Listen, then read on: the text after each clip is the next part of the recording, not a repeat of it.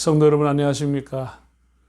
오늘은 에스라, 느헤미야, 에스더 구약 성경의 거의 마지막 부분인 이 세 편의 성경에 대해서 개관을 말씀드리려고 합니다. 에스라와 느헤미야의 공통성은 에스라는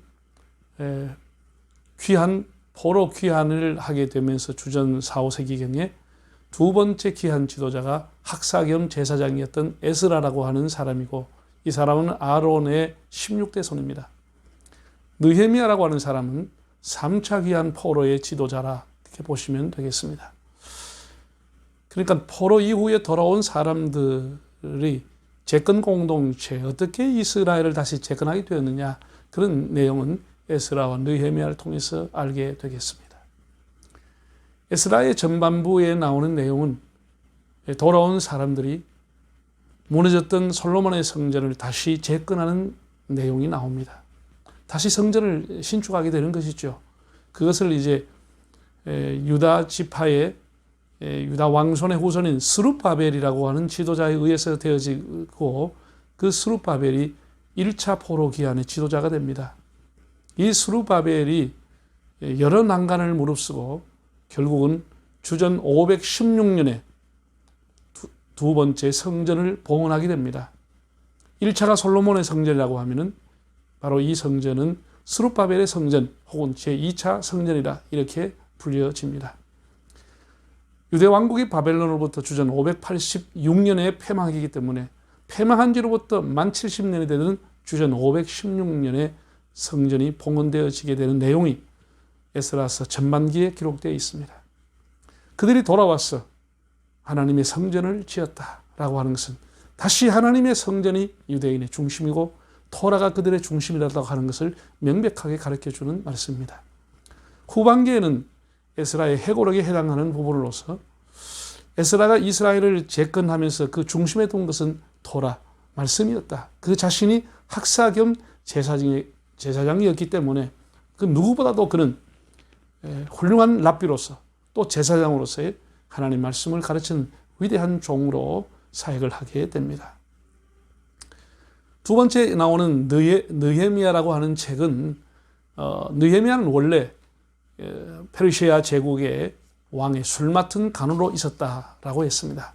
그는 상당히 왕의 측근이고 왕의 신임을 받는 사람이었음에도 불구하고 예루살렘 성이 회파되었다고 하는 소식을 듣고 하나님 앞에 금식하며 기도하면서 결국은 자청해서 예루살렘 총독이라는 자리로 예루살렘으로 부임하게 됩니다.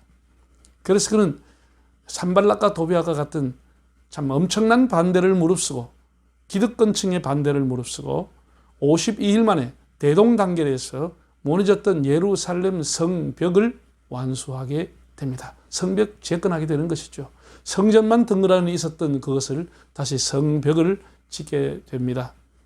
그 후반부에 보면은 또 느헤미야가 잠시 그 페르시아 제국으로 가게 됩니다. 한 12년이라는 시간 걸리고 난 이후에 다시 돌아왔을 때 다시 그 유대인의 생활이라고 하는 것은 무너져 있었습니다. 우리가 이런 것을 보면서 물론 이제 이방인들과 결혼이라든지 안식일을 범한다든지 이런 것을 보면서 지도자의 중요성을 다시 깨닫게 되고 그러면서 사람들은 참 메시아를 기다리게 되고 대망하게 되는 것입니다.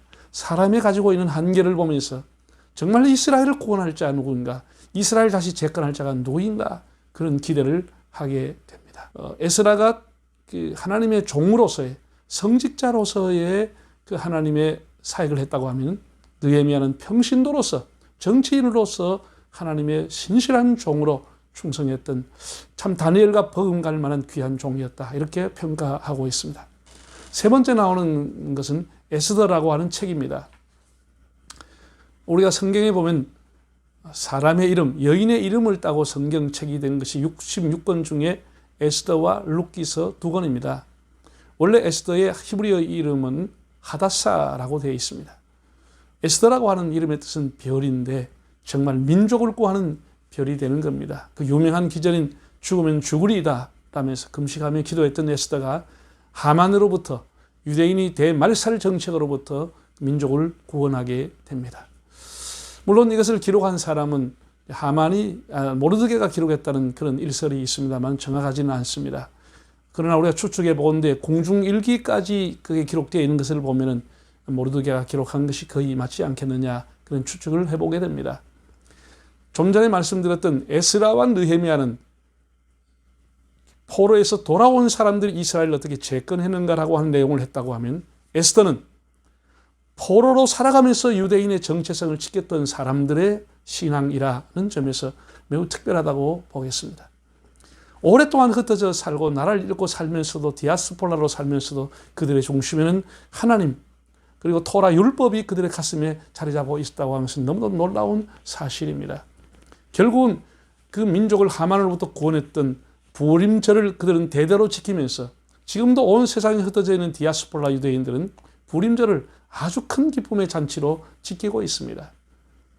그 부림절을 지키면서 지금도 제2의 이름으로 유대민족을 말살하는 하만이 있다라고 하는 사실을 그는 잊지 않고 있습니다.